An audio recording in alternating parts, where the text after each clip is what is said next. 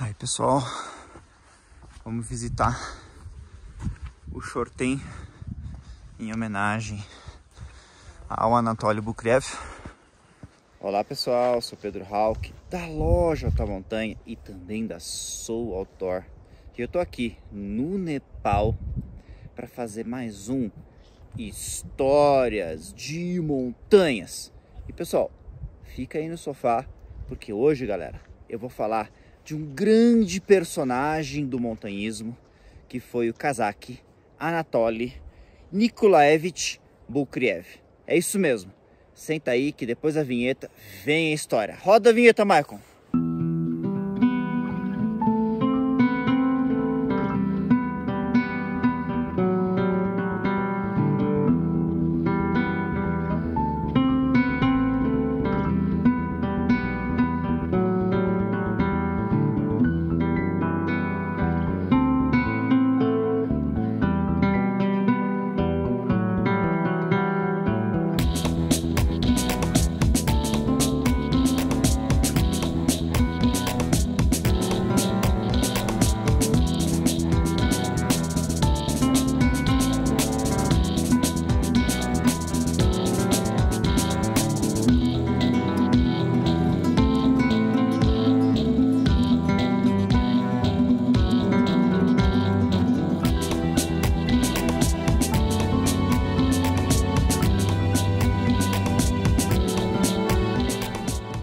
Bom pessoal, eu tô aqui no Nepal mais uma vez e se você gosta de ver o Histórias de Montanha e os vídeos e o conteúdo que a gente gera aqui no canal e também lá no portal do Alta Montanha, e se você quer apoiar de alguma forma, então pessoal, esse apoio não é através de você doar dinheiro de Pix, etc.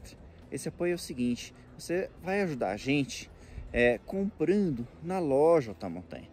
Você pode comprar pela internet, através do site www.lojaam.com.br, ou então, pessoal, você pode visitar a nossa loja física em Curitiba. E se você for para Curitiba, também não deixe de conhecer o pub da Alta Montanha, que fica do ladinho da loja. Lá no pub a gente serve aquela cervejinha artesanal, tirada na hora, tem vários petiscos, é muito gostoso, é um bar temático de montanhas, você vai gostar com certeza. E outra maneira, pessoal, se você gosta de história de montanha, você gosta de montanhismo. Então, se você quer subir uma montanha de altitude, uma montanha no Brasil, fazer um trekking, fazer um curso de escalada, um curso de alta montanha, você vem com quem? Você vem com a gente aqui, ó, no Soul Outdoor. Soul Outdoor é a agência minha e da Maria Tereza Ubrich, especializada em trekking, em montanhismo, em ascensões de alta montanha, em cursos. Entra lá em souloutdoor.com.br e conheça os nossos roteiros. E é claro, né, galera, se você gosta de história de montanha, você também vai gostar dos meus livros. Então entra lá na loja da Montanha e procure por livros do Pedro Hauck, que você vai achar os meus livros e tenho certeza que vocês vão achar muito, mas muito bacana mesmo. E essa é a maneira, pessoal, de ajudar a gente a estar sempre gerando conteúdo nas várias plataformas de mídia do Alta Montanha e do Soul Outdoor, além, é claro, do próprio Pedro Hauck, que sou eu, tá bom? Bom, pessoal, então vamos aqui para nossa história. O Anatoly Nikolaevich Bukrev foi um cara que ficou muito famoso, principalmente por conta daquela história, da sua participação na história do desastre das mortes, do desastre do Everest de 1996, que foi ali descrito no livro No Ar Rarefeito, de Jon Krakauer, que é um livro clássico do montanhismo, né? O próprio Anatoly Bukrev escreveu um livro contando a sua versão dos fatos, né? Que é um livro chamado A Escalada, tá certo? Mas o Anatoly Bukrev não foi só isso. Ele é um cara que tem muito mais história, né? Que tem muitos mais feitos no montanhismo. Anatoly, ele nasceu em 16 de janeiro de 1958 em Kharkiv, né? Na antiga União Soviética. Kharkiv hoje fica na Rússia. E ele desde sempre gostou muito de montanhismo. Quando jovem, ele se formou na universidade em pedagogia, né, com especialização em física, e ao mesmo tempo em que ele estudava na universidade, ele também treinava esqui cross country, se tornando um especialista em esqui cross country. Quando ele se formou em 1979, ele acabou se mudando, né, para Almata, né, na República Socialista do Cazaquistão, que fazia parte, né, da grande União Soviética. Almata, que naquela época era a capital da República do Cazaquistão, fica do lado da Cordilheira de Tian Shan, né? E a Cordilheira de Tian Shan, né, ela fica ali em anexo aos Pamires, tal, se conecta ali com todo o Himalaia. Lá tem várias montanhas de 7.000 metros, tá certo? E só que um momento cultural, Tian Shan, Pamir, Karakoram, Himalaia, tudo foi formado no mesmo evento geotectônico, né? Que foi o choque, a orogênese do choque entre a placa indiana e a placa euroasiático. Então, é do mesmo orogênese, assim por dizer. Então dá para falar que tudo aquilo faz parte do Himalaia, tá bom? E, enfim, lá no Cazaquistão, ele começou a ganhar destaque e em 1985 ele entrou para a seleção nacional do Cazaquistão de montanhismo. Então veja como que são as coisas, né, nesses países antigos, países comunistas, que você tinha até seleção de montanhismo, né? Então o Estado ajudando e patrocinando as expedições em montanha daquelas pessoas que se destacavam. E junto com essa seleção, em 87, o Anatoly Bukrev ele teve a possibilidade de fazer sua primeira ascensão notável. E ele escalou nessa ocasião o Pico Lenin em solo, né? Ou seja, ele já começou a se despontar, né, no montanhismo individualmente, né? Sair um pouco daquela questão de seleção, um ajudar o outro e ser um destaque individual em seu próprio país. Em 89, participando de uma expedição soviética no Himalaia, ele foi para o Kanchenjunga. O Kanchenjunga é a terceira montanha mais alta do mundo, ela fica na divisa entre o Nepal e a Índia. É a montanha mais alta da Índia, tá certo? Montanha de 8.500 metros de altitude, 8.500 e pouco. Ela é um grande maciço montanhoso e junto com vários camaradas dele, dessa seleção soviética, eles abriram uma nova rota no Kanchenjunga. 15 dias depois deles terem aberto essa nova rota, o Anatoly Bukrev subiu sozinho o cume do Kanchenjunga e realizou uma travessia passando pelos 4 cumes acima de 8.000 metros do maciço do Kanchenjunga, né? Então ele se destacou bastante. E esse destaque lhe rendeu um convite por parte de um americano para que ele trabalhasse como guia em 1990 em uma expedição no Denali, né? Essa montanha mais alta do Alasca, montanha que faz parte do roteiro dos 7 cumes, por ser também a montanha mais alta da América do Norte, dos Estados Unidos, né? E ele foi lá para o Alasca para trabalhar como guia nessa expedição. Chegando lá, ele passou por alguns apuros, porque imagina, os equipamentos dele soviéticos eram tudo equipamentos sem tecnologia, ultrapassados. Ele acabou tendo que emprestar alguns equipamentos para realizar esse trabalho, mas ele realizou com grande maestria. E todos os clientes nessa expedição fizeram cume e ficaram muito satisfeitos.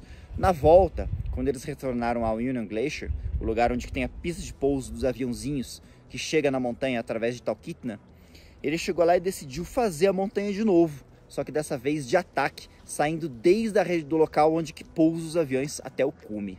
E ele fez isso em 10 horas e meia. Os Rangers, todo mundo que estava na montanha, ninguém acreditou. E realmente foi um feito tão notável que pela primeira vez ele recebeu um destaque numa revista ocidental de montanhista. E foi a revista Climbing que publicou uma nota a respeito dessa escalada relâmpago que ele realizou ali na montanha mais alta dos Estados Unidos. Em 1993, o Bukrev ele fez uma das escaladas mais difíceis de sua carreira no montanhismo. Ele foi para o K2 e lá na rota dos Abruzzi ele acabou chegando no topo da montanha, obviamente sem oxigênio. Foi uma escalada muito difícil, ele acabou chegando no cume muito tarde e muito cansado. Na descida, ele acabou perdendo um crampon e ele teve que desescalar a montanha sem um dos crampões, desescalando apenas com os piolets, e acabou salvando a sua vida. A mesma sorte não teve 2 dos escaladores que estavam realizando a ascensão nessa montanha nesse dia, que foi o Peter Metzger e o Reinhard Josvin, que eles acabaram morrendo nessa escalada. Então assim, foi uma escalada tão extrema que teve gente que não conseguiu chegar, né, retornar do cume. E a gente sabe, né, que quando chegando num cume de alta montanha, o topo é só metade do caminho. E ele tinha total noção disso, tanto que quando ele chegou lá em cima, ele nem comemorou. Ele já começou a colocar todo o seu foco, né, uma visão túnel, para conseguir descer em segurança. Ele conseguiu, infelizmente 2 pessoas acabaram não conseguindo. Essa fama do Bukriev acabou lhe rendendo vários empregos, né? Em 1995, inclusive, ele trabalhou na expedição que teve os primeiros cumes no Everest brasileiros, que foi a expedição que teve ali o Valdemar Niklevix e o Mozart Catão, né? Foi a primeira vez que brasileiros chegaram no cume do Everest. Ele estava nessa expedição, mas os dois não chegaram no cume juntos com o Bukriev. E em 1996, o Bukriev ele foi convidado pelo Scott Fischer, né, o dono da agência Mountain Madness dos Estados Unidos, para trabalhar como guia nessa expedição também. E aí é que vem a história, né, que transformou o Bukriev num personagem conhecido mundialmente. Essa expedição eu narro aqui no canal do Alta Montanha, tem um vídeo bastante detalhado, onde eu tive que ler vários livros a respeito dessa expedição, tanto o livro no Ar Rarefeito do Jon Krakauer, quanto o livro A Escalada do próprio Anatoly Bukriev. E também entrevistei pessoas que estiveram em 96 lá no Everest, como o Dan Major, né, que me contaram os vários fatos que ocorreram ali. E foi uma expedição que eles acabaram... eram 2 grandes protagonistas, né, que estavam nessa montanha. A expedição ali do Scott Fischer, da Mountain Madness, a expedição também do neozelandês Rob Hall, da Adventure Consultants, né, que eram as maiores expedições comerciais que estavam naquela montanha, naquela temporada. Ao longo do tempo foram acontecendo várias coisas, né, e por fim o ataque ao cume foi marcado para o dia 10 de maio, né, de 96, onde as 2 grandes expedições juntaram forças, né, seus guias, seus sherpas, para que todos os clientes pudessem ir para o cume. Aconteceram vários problemas durante a ascensão. Quando a expedição chegou, quando eles chegaram no escalão Hillary, não tinha corda fixa. Quem fixou essa corda foi o Anatoly Bukriev com o Sherpa. E o Anatoly Bukriev foi um dos primeiros a chegar no cume. Ele chegou no cume, ele ficou mais de 1h30 na região do cume, ajudando as pessoas a chegar lá em cima. E aí que vem a grande polêmica, porque quando houve a reunião para decidir, para planejar como seria o ataque ao cume do Everest em 96, né, o Anatoly Bukriev, que já tinha escalado a montanha antes, ele decidiu ir para o cume sem oxigênio. E ele fez tudo isso sem oxigênio.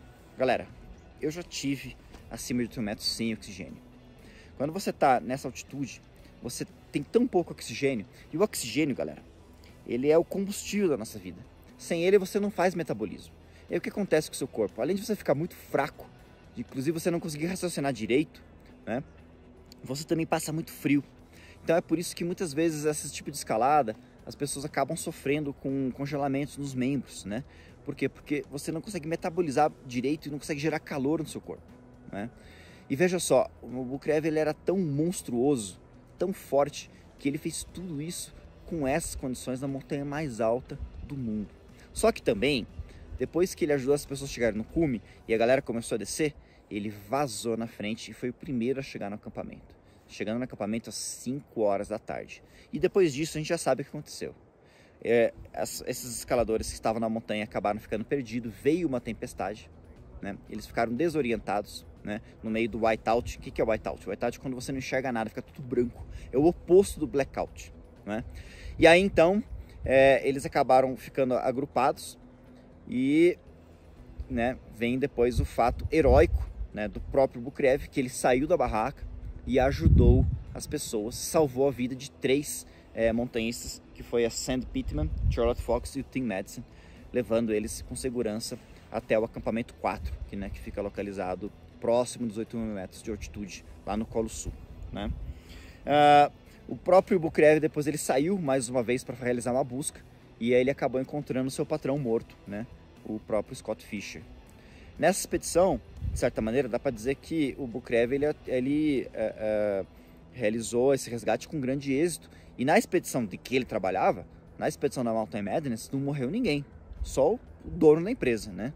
Que não tinha nada a ver com esse fato aí das pessoas perdidas, né? Quem acabou falecendo eram as pessoas da expedição do Hoppe Hall. O próprio Hoppe Hall, ele morreu bem alto na montanha, próximo do cume sul, junto com o Doug Hansen, né?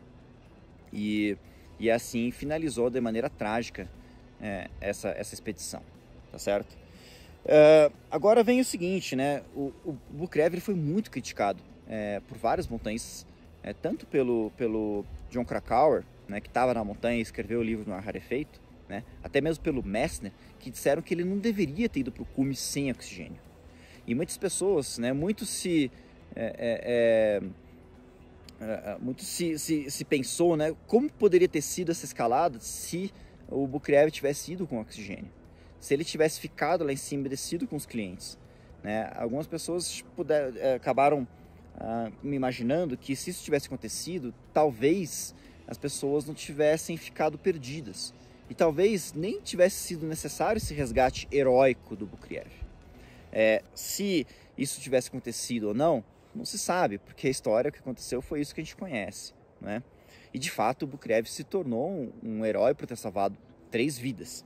Isso lhe rendeu, em 1997, uma premiação, né, dada pelo American Alpine Club, que foi a premiação David Soames Memorial Award, né, que foi exatamente essa premiação pelo fato heróico dele ter salvado essas pessoas. E é claro, né, pessoal, o próprio Bucrev, ele conta sua versão dos fatos no livro A Escalada, que ele escreveu junto com Weston DeVault, né? E ele diz, a sua defesa é que quando ele desceu mais rápido, que aquilo que as outras pessoas criticaram dizendo que ele abandonou as pessoas, foi uma estratégia para ele poder chegar antes do acampamento, descansar e ajudar caso fosse necessário. E foi, né? E foi necessário e ele de fato acabou resgatando essas pessoas. Agora é o seguinte, o Bucrev ele era tão monstro, mas tão monstro, que o cara escalou o Everest sem oxigênio, salvou essas pessoas todas sem oxigênio, desceu para a base, enquanto todo mundo pegou o seu cavaquinho e foi embora para casa, o que ele fez?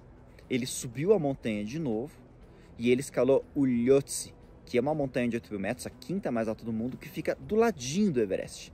E ele escalou de novo sem oxigênio. O cara era realmente um grande monstro do montanhismo. Bom, pessoal, apenas 3 semanas depois dele receber aquela premiação da American Alpine Club, o Bucrev veio para o Nepal, né?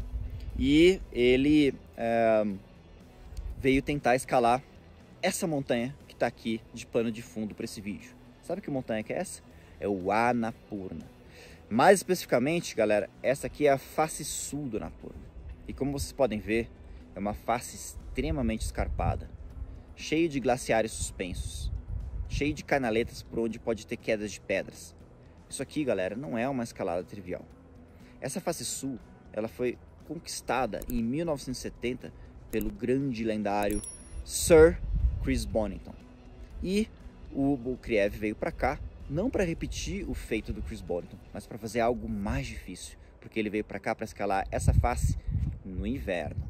E ele contou, né, com a parceria do grande montanhista italiano Simone Moro. E eles estavam aqui filmando um documentário, filmando essa ascensão. E no dia 25 de dezembro de 1997, eles foram pegos por uma avalanche. O Simone Moro se safou, apesar dele ter quebrado a mão, alguns ossos, ter se ferido sem grande gravidade, né? Mas tanto o Anatoly Bucrev quanto o Dmitry Sobolev, que estava ali gravando a expedição, acabaram desaparecidos. A namorada do Bucrev, a americana Linda Willey, ela acabou organizando uma operação de buscas, mas pessoas soterradas por avalanche não costumam durar muito tempo. E no dia 3 de janeiro de 98, as buscas foram encerradas e, apesar de nunca ter encontrado um resto do Bucrev, ele foi dado como morto, não é? E assim finalizou, né, a triste essa trajetória, né? Não vou falar triste vida, né? Porque foi uma vida cheia de conquistas, tá? Mas a trajetória desse grande montanhista Anatoly Bucrev. Bom, galera, então para finalizar esse vídeo, né? Só deixar aqui um breve currículo, né? O Bukriev ele fez 18 ascensões em montanhas acima de 8.000 metros. Muitas dessas ascensões em solo, abrindo rotas novas e sem oxigênio. Ele não terminou a escalada dos 14 e 8.000, porque ele fez várias escaladas repetidas, né? O Everest mesmo ele escalou 3 vezes, tá certo? Mas enfim, ele acabou sendo um cara de destaque. Se ele não tivesse falecido nesse desastre, com certeza ele teria terminado todos os 14 e de uma maneira grandiosa, né? Continuando essa escalada por rotas inéditas ou até mesmo em ascensões invernais. Muitas pessoas acabavam não gostando do Bukriev pelo meio jeito ríspido, né? Aquele jeito de russo. Ele não se expressava muito bem em inglês, mas algumas pessoas que conviveram com ele, por exemplo, o grande escalador americano David Brushears, dizia que o Bukriev era uma pessoa muito poética e muito romântica. Ele romantizava bastante o montanhismo. Dentre as famosas frases que ele deixou, que ficaram imortalizadas com ele, vem a seguinte frase, né? As montanhas não são estádios onde satisfazemos as nossas ambições, mas sim catedrais onde praticamos a nossa religião. Galera, se você gostou desse vídeo, não esqueça de dar o seu like, de recomendar para um amigo e também, é claro, né, pessoal, siga aqui o nosso canal, né, e também siga também as postagens das notícias do site Alta Montanha. Galera, um grande abraço e até a próxima. Aí, pessoal, vamos visitar o Chorten em homenagem ao Anatoly Bukriev. Então aqui tem uma placa, né? Olha lá, o Sobolev e o Bukriev, aqui do lado do Iñaki Ochoa, que morreu em 2008. E aqui tem a famosa placa, onde está a inscrição. Anatoly Bukriev, nascido em 16 de janeiro de 58 e morreu dia 25 de dezembro de 97. As montanhas não são estádios onde eu satisfaço minhas ambições. Elas são as catedrais onde eu pratico minha religião. Famosa frase de Anatoly Bukriev.